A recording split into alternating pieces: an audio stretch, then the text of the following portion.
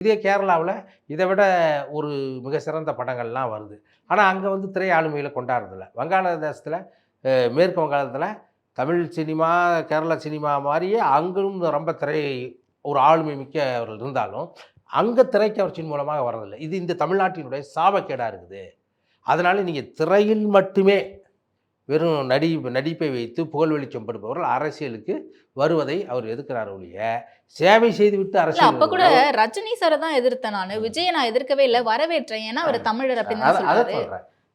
நானும் அவர் வரவேற்பு குடுத்தவர் தானே. அப்ப இவங்க ஒரு விஷயத்த பேசுகிறபோது, இவங்க அவர் தவறா பேசல அவரு. தவறாக புரிந்து கொண்டு, இவர வந்து ரொம்ப மரியாதை குறைவாக பேசும்போது, அப்ப வந்து என்ன பண்ணுவாங்க, இன்னும் கூட தமிழக வாழ்வுரிமை கட்சியை சேர்ந்த உறவுகள், இன்னும் கூட மரியாதை குறைவாக பேசல. அவர்கள் பேசுவதற்கு எதிர்க்கருத்து தான் சொல்லிட்டு இருக்காங்களே ஒழிய, அ விஜய் வந்து தரைக்குறைவாக பேசுவதோ, அசிங்கமாக பேசுவதோ, அது மாரி நடக்கல. அதனால இது வந்து தவறா பேசல. தவறாக புரிந்து கொள்ளப்பட்டது.